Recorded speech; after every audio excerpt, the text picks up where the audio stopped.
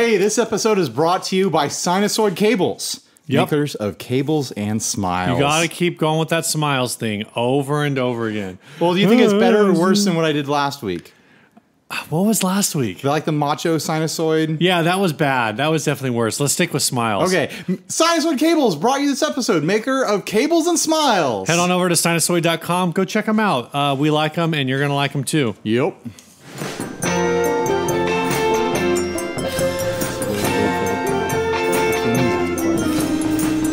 I didn't think about that.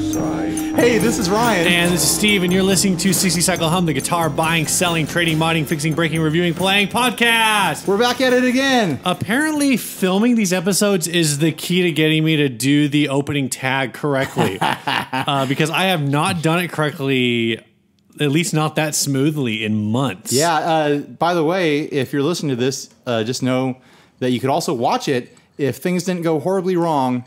If the cameras kept working and we were able to continue filming the episode. And if everything's working, this is the first video podcast that we've done? No, we've done little flirts with it before. This is the first video podcast we've done in a very long time. Yes, yes, absolutely. We have much better equipment now. We have a much better following on YouTube, so it makes more sense. Yes. To try to break into video podcasting. Yeah, so I guess along with that, welcome to our YouTube audience.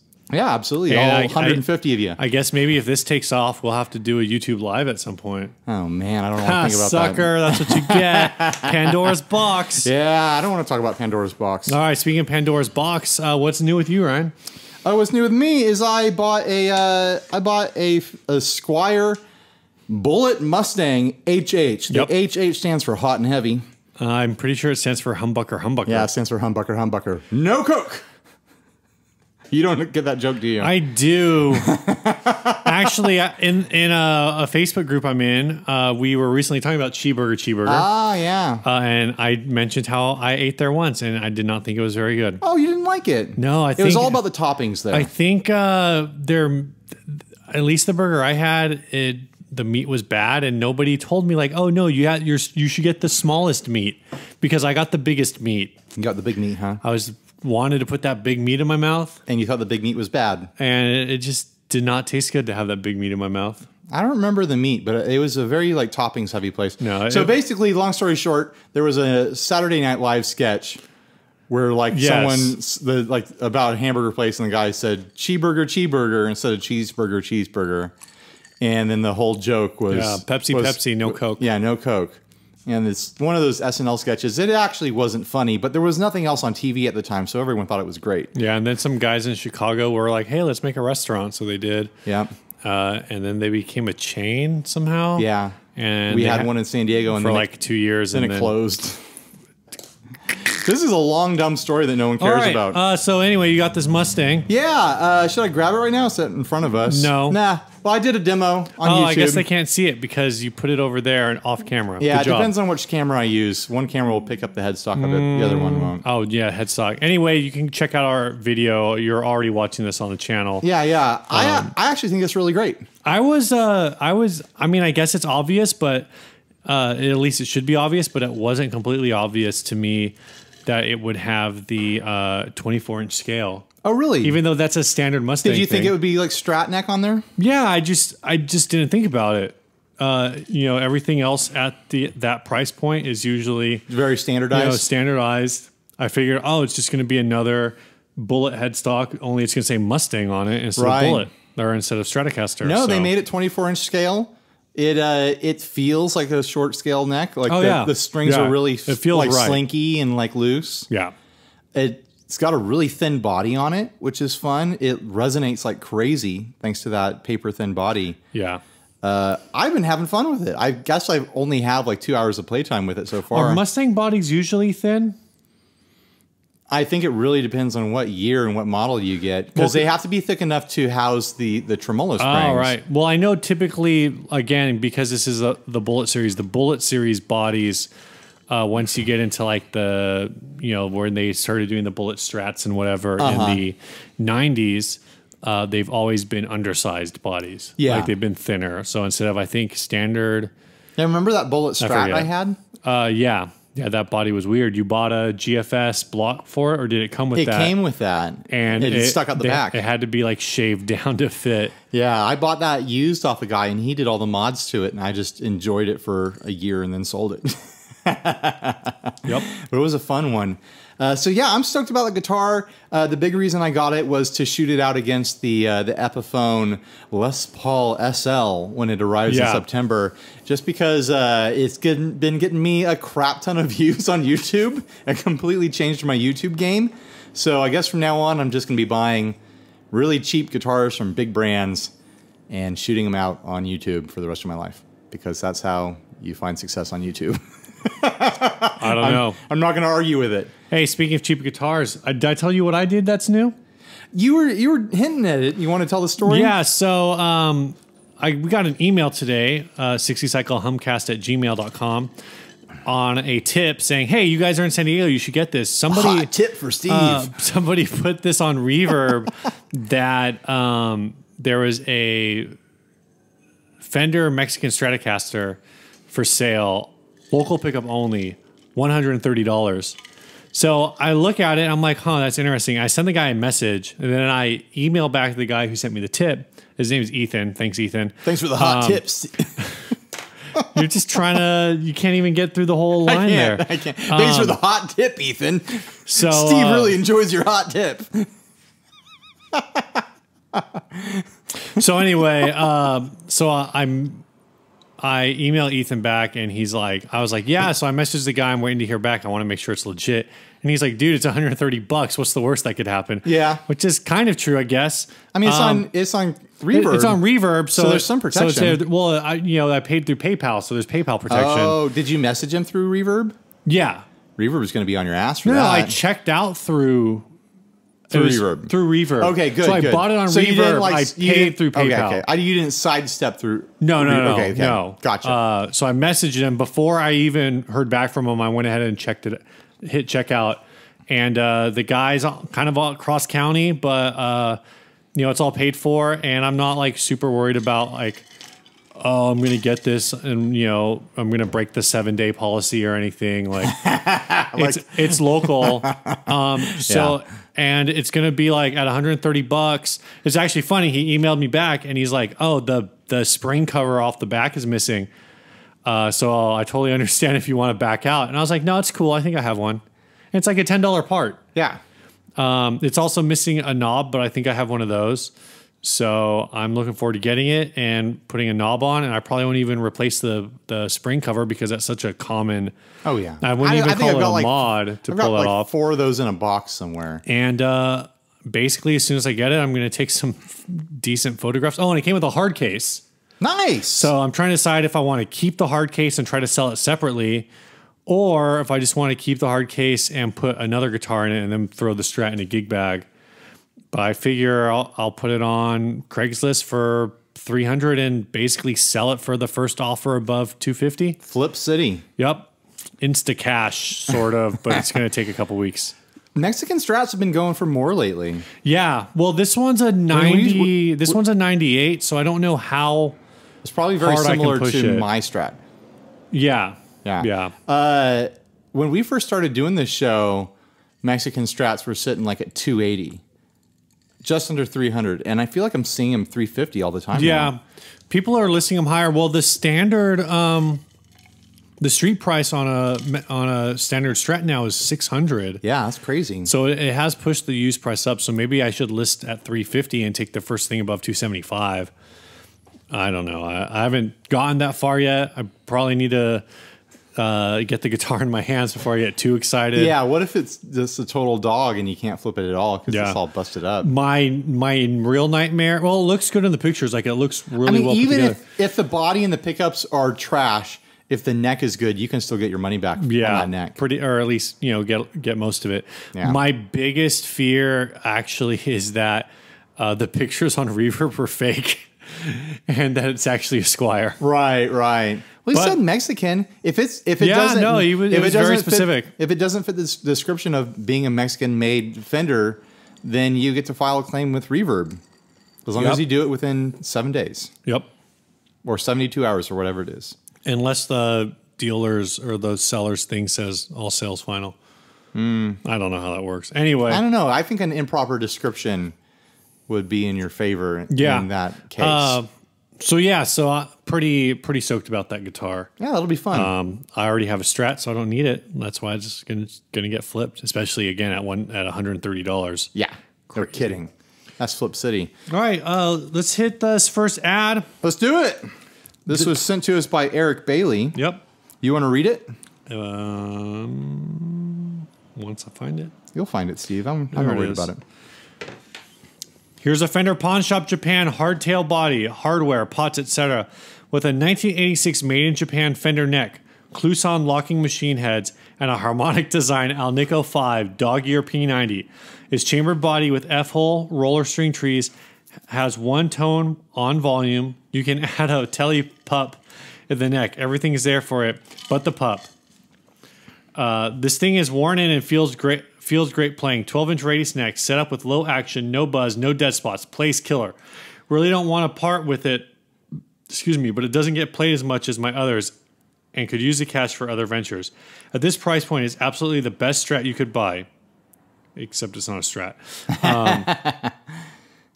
And sounded like... I want a Strat that played like a Strat and sounded like a 335 or an LP Junior. And that's what I got. If interested, shoot me an email. No trades, please. I have too much gear. Thanks. Hope you snag this beast. I didn't keep the price on this. Yeah, I'm bummed that we don't get to see how much he asked for it. I could probably find I'm trying to track it down. I mean, what we're looking at here is the pawn shop style body, like the thin line with the F hole in it. But he's hacked a dog ear P90 into the bridge and taken the neck pickup out. They're asking $350. How much do these go for pristine? So if it had the original neck on it, it would go for at least $350. Okay. Because these were that modern or the pawn shop series that were like 700, I think 690. Yeah, I think it was like $699 new, something like that. Sure. So he's in a fair price range, I suppose. Yeah. If you're willing to live with his hack job on this pickup route, because it looks like he cut it out with a spoon there. It's pretty rough. Yeah. Yeah. I mean, I'm not saying that to, be arrogant or anything. Like, I don't think I would do any better of a job, but no, the P90, the problem with the dog ear is you definitely have to mount it to the body, and this is depending on what the interior on this is, because it is like a semi-hollow build. Like, there might not be a lot to work with there. So that routing does look rough. Yeah, the neck, and it's completely non-reversible. Like, this guitar has always got to have that P90 in it now, or a dog ear P90, because it's never going to look right with anything else. You might be able to slam. No, you wouldn't. I was going to say you might be able to slam a Jazzmaster pickup in there. No. I mean, the real issue is that once you cut out for those dog ears, it's pretty stuck with that shape. It's done, yeah. The neck on this, I believe him that the neck is great. There's a lot Japanese of those Japanese Fender 12-inch radius. That's the neck that I have on my Contemporary. Yeah. Fantastic neck. This one's pretty well played. Yeah, sometimes that's good, sometimes it's bad. If the frets are in good condition, then it's not bad to have a relic neck. I'm just saying it's like it's well played. It's well played, that's for sure. So overall, $350. I think if it was just stock with that neck, I mean, I guess that's kind of my whole issue. Is this is kind of a creature. Yeah, totally. Whereas I guess normally I wouldn't go for like as much of a creature guitar for $350 with these parts. If you were saying, like you were saying, it had a different neck and that was the only thing, I might jump at this for $350. Right. If I was in the market for it. I'm not. Yeah. But it would be tempting if it was on local Craigslist for $350. With that hack job on that pickup, though, it's hard. That kills like resaleability. You've got to find the exact right buyer, like someone who wants that exact thing. Mm-hmm. I don't know, man. That makes it tough. Yeah, it's kind of weird. If it was unclean, it'd be a different story. But because it's done rough, like, I don't know, man. Yeah. What would you pay if it came up on local Craigslist and you could make your lowest possible offer and get it? I got a number in my head. $225. That's my number. Like, seriously, I was thinking $225. I was kind of waffling. I'm definitely And like, that's just I'm definitely down in the mostly 200s range. Get that neck, Yeah. get the hardware. I feel like, and you know you can part it out if you ever need to. I mean, everyone's point is different. Everyone's price point is different. I feel like 250 and below right now is like beater price for me. Like, Sure. if I take it and I hate it, then whatever. If I get it and I think, well, maybe someday I'll have a use for it, I can throw it in the closet and I'm not going to feel like, oh, I paid so much money for this and it's just sitting in my closet. But at $350, it's definitely like, for me at least, it's up in that range of like, it's just too much capital that's just sitting in a closet. Totally. I say as I have a Jag Stang under my bed that gets taken out once every 2 years. Yeah. And as I have like 20 guitars over here. Yeah, but none of them are worth more than $300. I know. So it doesn't matter. It's the problem. I need to start selling all my budget guitars, and then when I'm done, I'll have like $2,000 or something. No, if you sell all of your budget guitars, when you're done, you'll have enough money to buy one Epiphone Les Paul Standard. $600.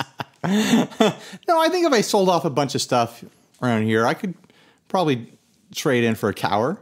Not a Cower, but a Titan. A Titan, another KR1. Yeah, I could trade in for a Titan. Yeah, if I trade in. maybe. But the problem is I have a bunch of cheap stuff around here that I have sentimental value. Oh. With. I know. It's cute. Do we want to jump into the topic? No, I want to take a moment to thank Nathaniel Bernecker for joining. Is it Bernecker or Bernecker? I always think Bernecker. Oh, I go back and forth. Anyway, thank you for supporting us by donating to our Inner Circle level at $10 a month. If you want to learn more about supporting the show, head on over to 60cyclehumcast.com and click on support the show. It's how we afford to do things like this stupid green screen back here, or sending Ryan to Summer NAMM so he can make a video about a $99 Les Paul that he doesn't have yet.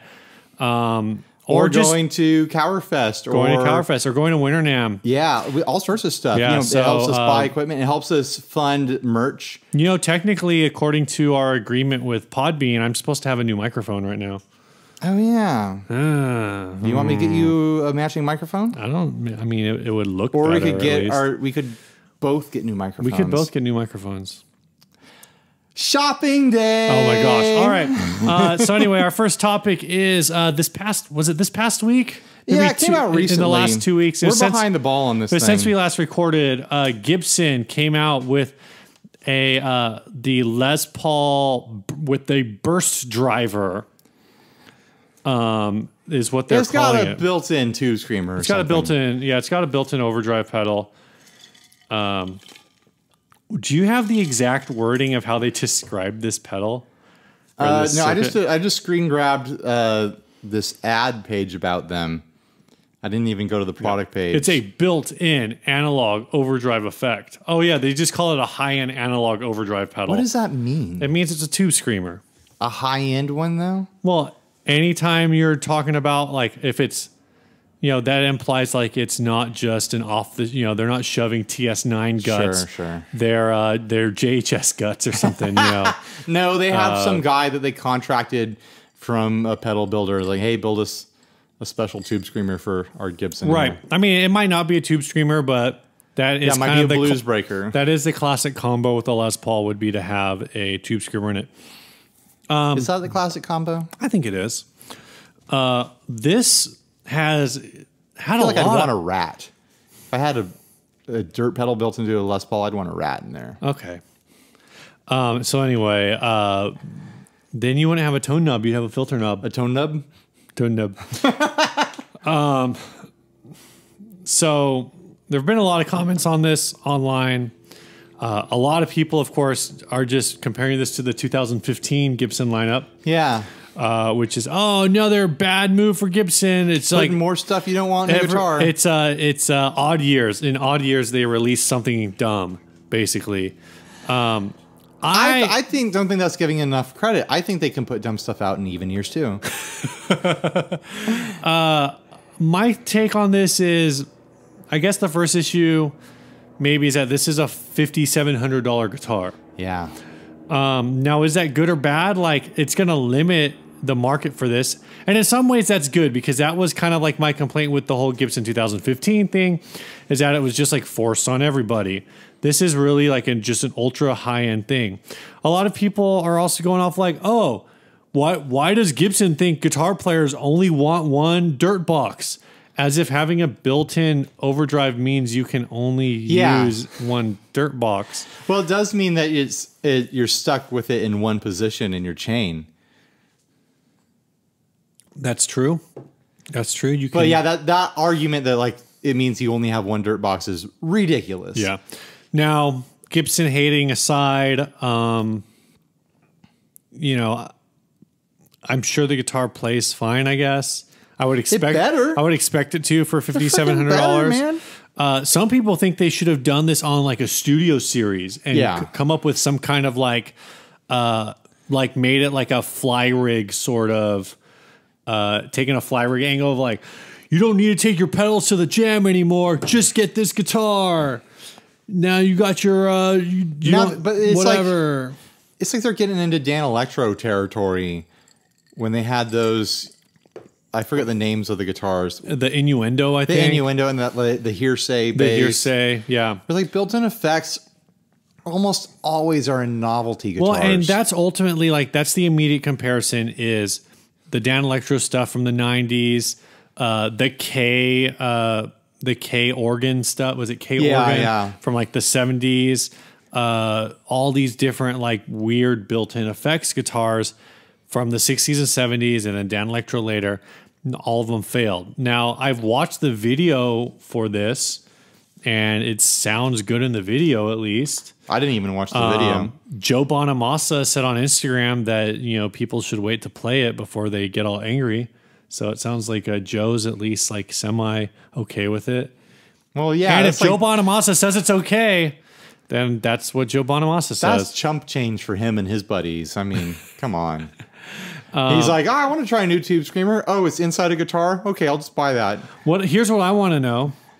How hard would it be to take off the back cover of the guitar and put a new effect in there? Put a different effect in there. Well, you look at the plate. I'm looking at the picture of the plate, and it's controlled by 3 trim pots. So whatever you put in there has to be compatible with the placement of those 3 trim pots. DS1? You'd have to. You could do a rat. Yeah, I mean, there's all sorts of 3-pot things that you can put in there. You could put 3 boosts in there. You could put a delay. You could put a delay in there. You could put. There's a lot of 3-knob pedals. You can pretty much put every effect in there. Yeah. Not every type of effect you could put in there. It would be. I mean, this is just a back panel. I'm betting you anything that uses their clip connection technology. I bet you if these took off, they would sell different backplates with different effects. No, this guitar is too expensive. This is a one-off. This is a 1-year deal. But they might be doing it same as like the Wazacraft amp, where they come out with a super expensive thing, and then if it takes off, they come out with a budget model that's based on it that maybe is more friendly. I would be really surprised. Me too. Me too. I mean, it is Gibson we're talking about here. So, it's really funny though, like the amount of vitriol about this, and you know, I get it. Gibson's had their fair share of missteps. I don't know. Like I think I've reached a point where they're either going to figure it out or they're not. Yeah. And if they don't, then oh well. Here's my feeling every time Gibson does something. What's your feeling every time Gibson does something? All Gibson's core market wants them to do is to put out classic looking, classic feeling, classic playing Les Pauls. Right. That maybe every now and then have a crazy color. But they want to buy a sunburst, a gold top, a black, and like a honeyburst Les Paul. Right. Every year. Like they want one available, brand new every year. Well, I mean, that's their audience. And if they don't provide that, they're pissing people off. And that's the crazy thing is like, you know, I actually saw somebody, and I don't necessarily disagree with them, say that the problem with like Gibson and also they mentioned Fender is there are certain companies that nobody wants them to innovate. Well, it's fine with innovating, but like I said, you have to provide the core product that people want every year. Like Fender every year is going to put out an American Strat that is black with a white pick guard, or Sunburst with a white pick guard, because that's the core of what people want. But then they take the opportunity to experiment and do stuff crazy on the sides. Right. I guess what I mean is like, so another thing Gibson did is they released a I forget what the model was called, but they released a guitar that where they reinforced the neck joint. Yeah, yeah. And people were like, there were some people who were like, oh yeah, finally they did it. They reinforced the neck joint. Now your headstock won't break off if you breathe on your guitar. But then the purists get all up in arms. I guarantee you if they did that across the board, even though you have these people who are like, yeah, this is a real problem, they should have fixed this decades ago. If they would just introduce that across the board now and say like, look, this was an oversight. We're tired of fixing broken headstocks. So here you go. Like the purists would complain. Sure. Oh no, it resonates ever so slightly differently, so it doesn't sound like my whatever. Man, ever since they changed it in 2029, Les Pauls just haven't sounded the same ever since they reinforced that neck. Yeah. Oh, also they're made out of completely different wood stock now, and there's people have different demands from guitars, but whatever. It just is not the same anymore. It's that neck joint. I played a real 59 Les Paul at a trade show 30 years ago, and I can tell you these don't feel anything like that. I played a real 59 Les Paul reissue in 2009. When I was 13 in 2004, my dad told me about... You were 13 in 2004? No, I'm like talking about a fictional character here. My dad told me how good Les Pauls are, and this just doesn't fit the bill. Yeah. All right, let's hit our next ad. I don't know where to go with this. You really wanted this to Hey, I need to restart that other camera. You pull it up and roll with it. We won't stop. We have two cameras going. One of them is a DSLR, which means it's at its limit. The cheat is to the limit. Everybody, come on, Fahoo gods. Fender guitar, $50. It's got an autograph on it. Yeah, it does. What? This is in Riverside, California. We can't remember who sent this to us, but whoever you are, thank you. Steve, I have a question. Yeah. Oh, what the hell? Yeah, right? So this guitar is covered in tiles. And just it looks like about 10 pounds of grout. Yeah, it's a mosaic or mortar. Guitar. Do you use grout or mortar between tiles? I don't know. Grout, right? Grout, Mortar's in between bricks. Yeah. Yes. Among the mosaic phrases on here are F me. It's a longer word than just the first letter F. Sex, free speech, and porn star.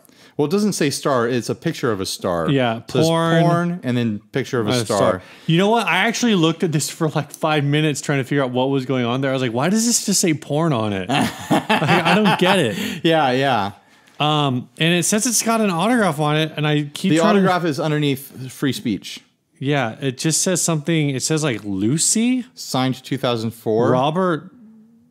Robert something. I can't tell, man. It's some sort of, It's whoever did the art on this. At best, some kind of folk artist. Yeah, this the headstock says Fender on it, but this is not a Fender shaped headstock. It's not. 5 visible tuning keys, and they're all pointing different directions. You got hillbilly teeth going on these tuning keys. Oh my gosh! I actually kind of like the treatment of the Fender logo here in the tile. Yeah, that's not the worst. I feel like if someone did an art piece that was meant to be a representation of a guitar made out of tile, sure, that would be charming and passable. That's fair. But because it's on an actual guitar, it is disfiguring and horrendous and frightening. Right. And upsetting in a lot of ways. This is being sold as Fender guitar. You know, I don't know.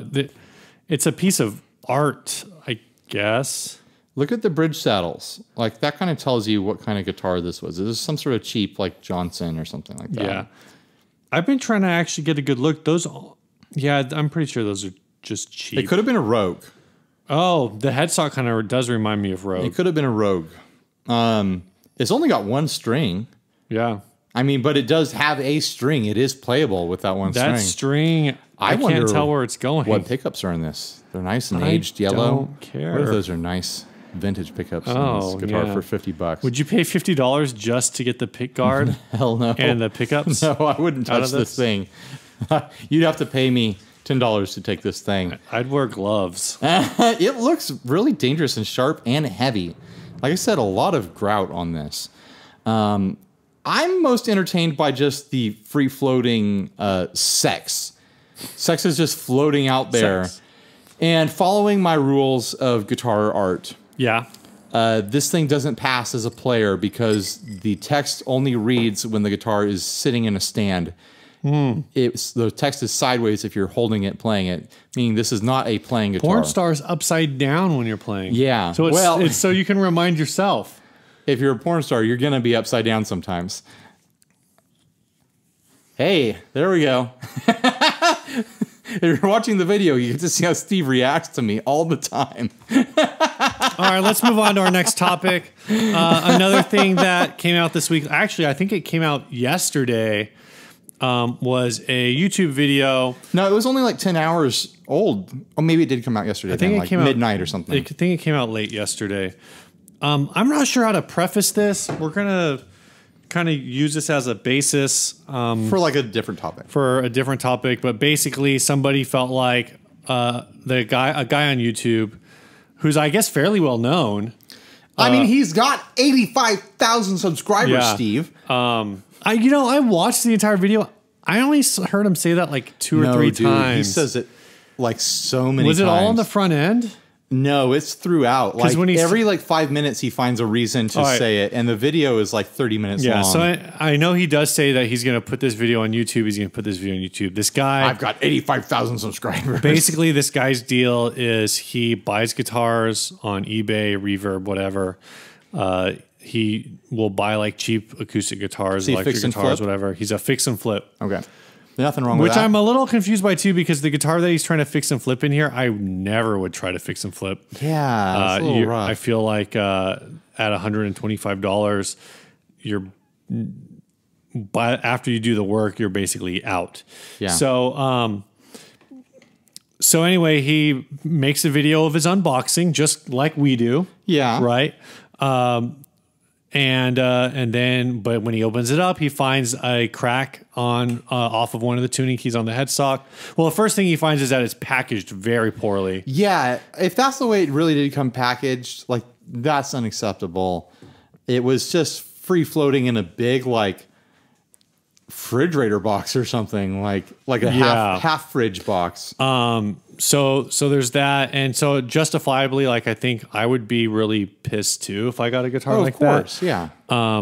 So then it goes into like he shows the damage, and it's all the way through. Like at first I was like, it kind of just looks like it could be a finished crack. No, he shows it from both sides, so it's all the way through, and so he calls out the seller. He sends the seller a message, and they just kind of get into this argument. And he posts like a lot of the pictures from it.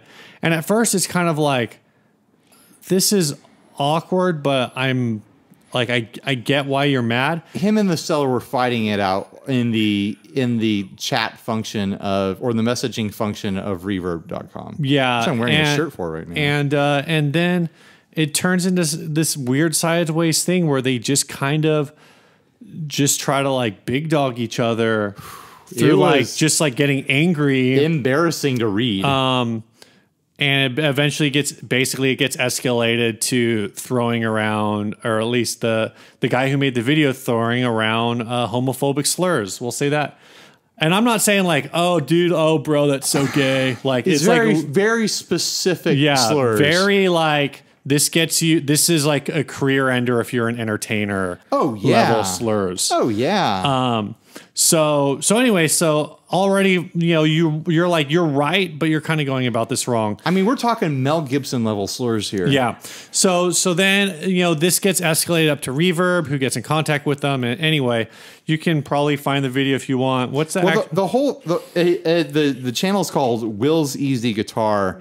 And we're not going to talk about his channel. We're not going to talk about anything else he's ever done. We're just talking about this. This whole thing is just a comedy of errors from both sides. I'm not going to say all three sides because you've got the seller, you've got the buyer, and you've got Reverb in between. I think Reverb did a smash-up job. Yeah, I thought so he records his phone calls, which I actually thought was interesting. I thought the Reverb guys did about as good of a job. I thought there were some things they could have done maybe a little earlier on, but the thing that I feel like they kept trying to communicate was because he was really mad that his feedback, his account got suspended because of what he said in the private messages. Slurs, because of the dirty, nasty things he was saying. Which meant that his feedback got taken down. And he says that like, all I want is my feedback to stay up.